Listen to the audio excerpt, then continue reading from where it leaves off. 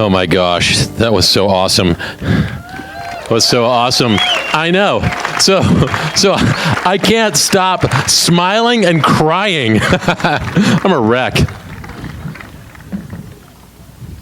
It seems a shame to wreck that great moment with a sermon, right? You guys are great. So wonderful. This church over the last 5 years has made a difference. You notice we're meeting outside, right? That doesn't mean we don't have a building. We have buildings in Uganda that we've built. We have buildings that we've built in Haiti, several of them. We have schools that we built in Meije. We were all over the world. And people like this, and if you want to go back and support the children of the world, what better thing could you do on this Easter day than that? Wow. All right. Hey, I want to give you a couple facts about Easter. All right. Fun facts about the traditions of Easter. For one, eggs started out, it wasn't an Easter tradition. It wasn't a Christian tradition. It was a secular tradition, but Christians adopt it because the idea of a chicken breaking out of an egg to some people was a great illustration of the resurrection. Seems a little strange. But that's what they thought. Easter bonnets. Who's wearing an Easter bonnet today? I see one over here. We got a couple Easter bonnets. Easter bonnets started as a symbol of new life, and people would wear flowers and wreaths around their head. Isn't that great? Okay, maybe one more, a little bit that you're more familiar with. Do you know that on this day, over 90 million chocolate bunnies will be consumed? 70% of people feel the best way to eat a chocolate bunny is ears first. I don't know. Who took that stat? I don't know. How else would you eat it? Okay, here's another less fun fact. If you eat 5 chocolate Cadbury Easter eggs, you could be doubling your recommended calorie intake for a week and gain several pounds within days. Happy Easter. Let me give you one more fact. That is that this day, more people will gather on this day to celebrate this one event thank you, happy Easter to you, than any other event in the history of the world. More people will celebrate this one man, Jesus Christ, on this day than any other in the world. This day, millions are gathered. Billions, literally, are gathered. And they're filling stadiums. And they're filling churches. And some are in parks. And some are in villages throughout the world. And the really important ones are at a basketball court in a middle school. And we're celebrating one thing. The fact that Jesus Christ came down to this earth.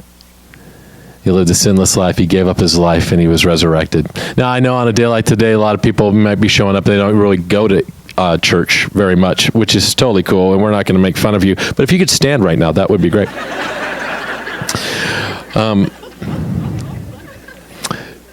But even if you're not sure about this whole resurrection thing, you cannot deny this fact that Jesus Christ has changed this world more than anybody that has ever existed. More than anybody that has walked this planet. You can't deny that. So we really need to start out like this. And I need your enthusiasm. He is risen. He is risen indeed. Now today we're beginning this series. It's called Refresh. And I want to read you a verse and tell me if you want this to be true of your life. Jeremiah 31:25 says this, I will refresh the weary, satisfy the faint. I wonder, yes, happy Easter. I wonder if anybody walked in here needing a little refreshment. In fact, let me say this. If you're hot right now, we have waters back there. We also have sunscreen. Don't sit there hot. Go back and get some water and get some sunscreen if you need it. But I'm talking about even more than just being refreshed with a drink of water or refreshed by getting out of the sun. What I'm talking about is a soul refreshment. And I'm wondering if anybody walked in today a little heavy. And I don't mean from chocolate eggs. Because your relationships are broken and you're not sure about what's going on at work and you don't feel like you have purpose in your life. The reason why Jesus Christ came down to earth is for this reason. I will refresh the weary and satisfy the faint. So here's what I want us to do. Why don't you bow your head? This won't take long, but we want to hear from God today. And I'm not smart enough to speak to all of you, but I believe that God can speak to you wherever you're at today. So bow your head. Let's take a moment. And just take 20 seconds. Say, God, would you speak to me today?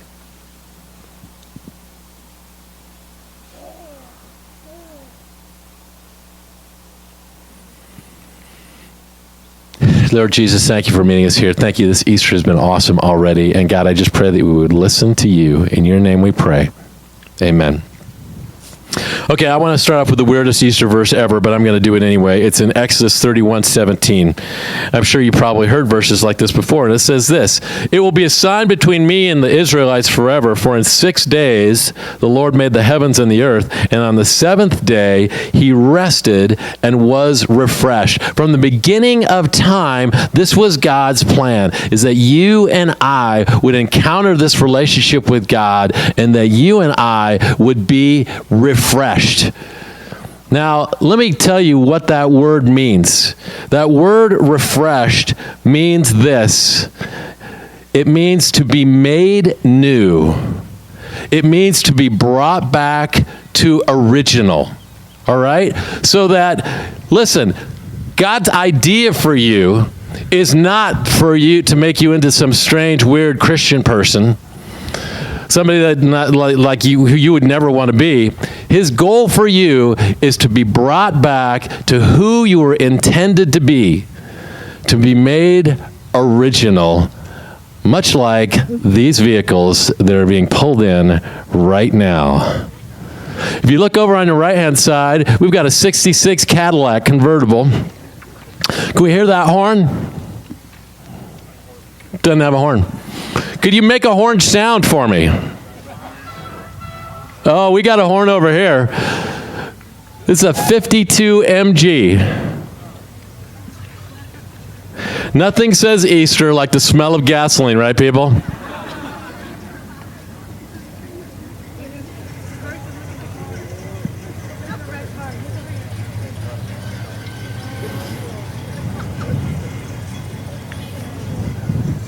All right. It's beautiful. Thanks, guys. You did a great job. Now I want to focus a little bit of your attention over on the 66 Caddy right here. How many people think that would be a really cool car to spend some time in this summer? That would work. Now, from the back, it looks completely restored, right? Looks fantastic. But if you go up and you sit in it, you'll notice that the seats are a little dingy and there's a couple things that need to be replaced, because this is a great representation of who we are as people. You know, we look, a lot of us, most of us, especially you live here in San Diego, from the outside, you look fantastic. But there are things that need to be redone and put back together in all of our lives. And if you really got to know all of us, that would be true of each and every person here.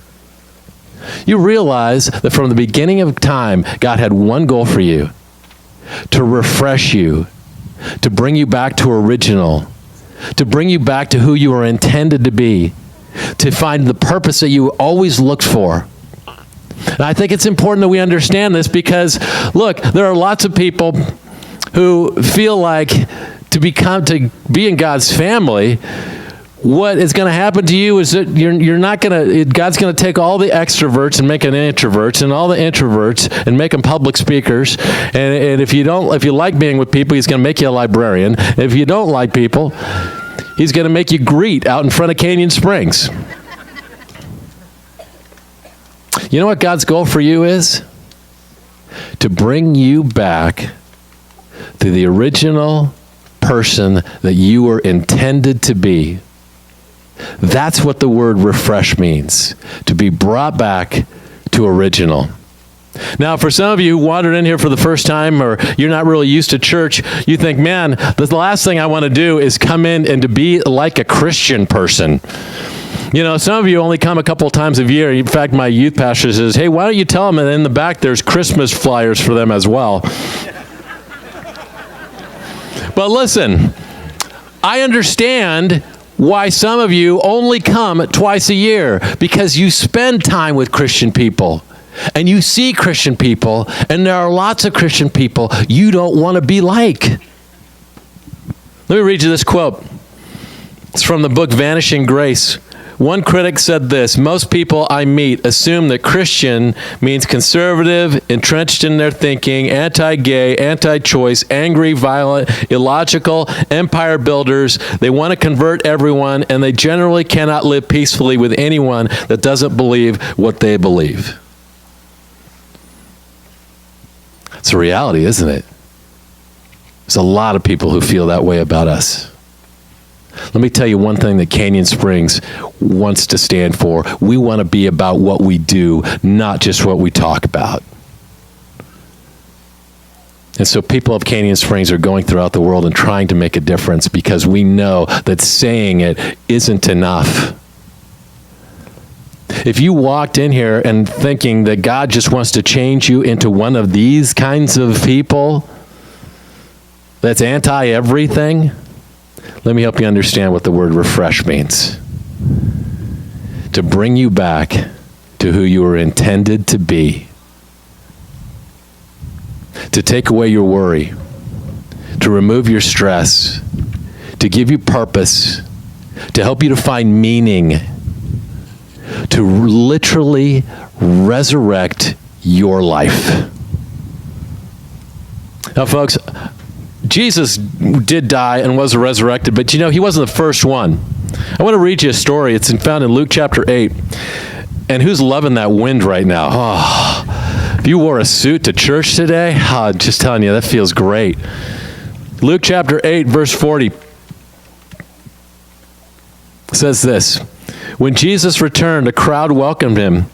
They're all expecting him. Then a man named Jairus, a synagogue leader, came and fell at Jesus' feet, pleading with him to come to his house because his only daughter, a girl of about 12, roughly the same age as all the kids that you just saw singing and dancing on stage, she was dying.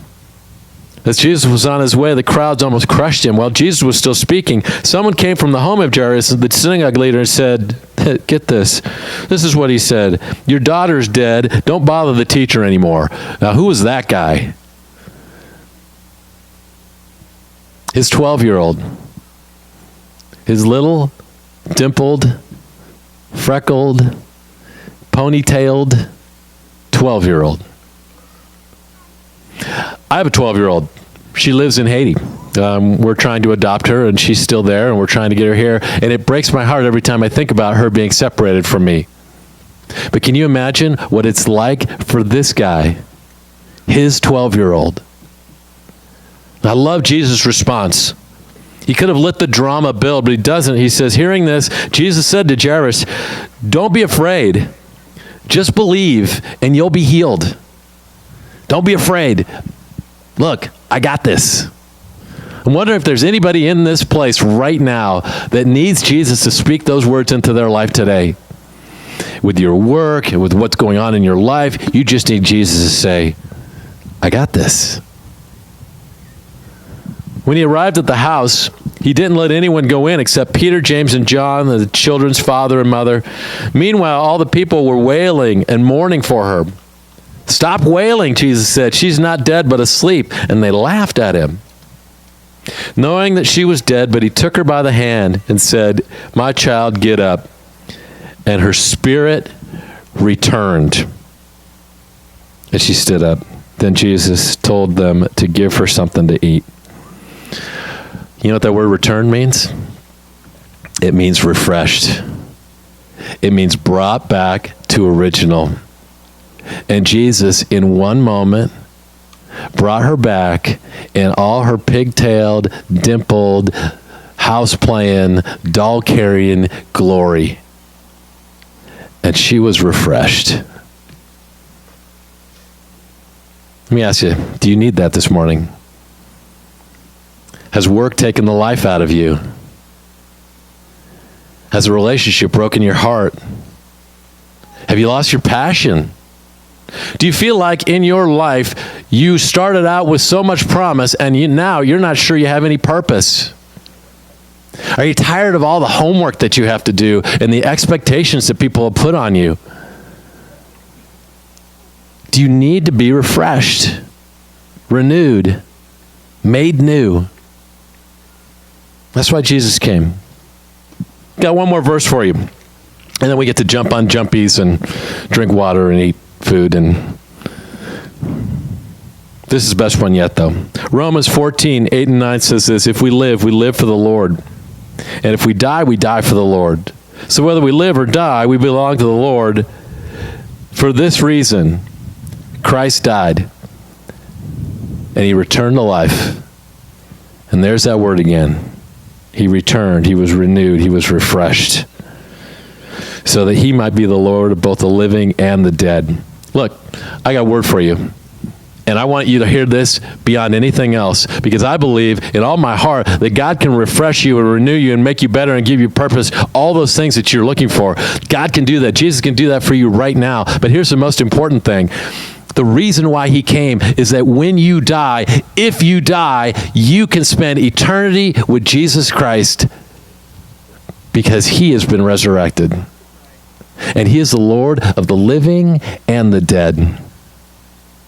Now, look, I got lots of fears in my life, and I'm looking for more passion and purpose in all of those things. But I'll tell you what, the one thing that's most important to me is where I spend eternity. And if you want to know that God, he's waiting to refresh you, to bring you back to original. Let me point one more thing out. Okay, we got this little MG right here. Very cute car, right? It's beautiful. Anybody want it? We're going to auction it off later. Kidding.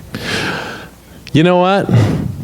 That car actually started off its life as a Volkswagen Bug. It's not really an MG, it's a kit. Because here's the deal. When Jesus enters your life, he doesn't just bring you back to original. He brings you back to better than you could have ever imagined you would be. And I have a church filled with people that'll tell you that very thing. So here's how we're going to end. Tell you what, why don't you bow your heads?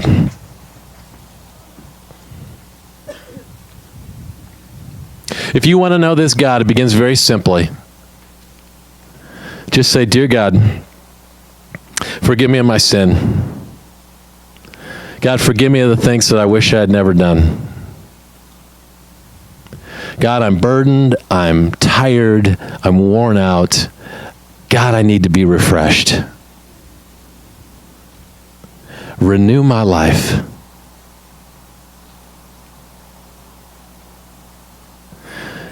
If you prayed that this morning, we have something for you. We'd like to hand it to you in the back. If you go to our information table, we have some information for you. We'd love to give it to you to begin your life together. Also, at the end of this series, we are going to do, if you've never been baptized, we're going to do a massive baptism inside the church in this big, giant metal tin. It's going to be so great.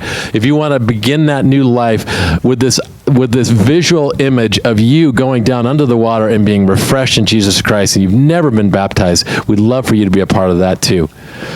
So, folks, here's how we're going to end. Our band's going to play, and as soon as we're done, you can look. Those inflatables will start going up. There's some food in the back. If you look in the very back, we have a photo booth and all those pictures. You get right there. He's waving his hand. Blake's waving his hand. You can get those pictures. They'll all be posted up on our Facebook, and you can go and grab them there. But let's end like this. He's risen.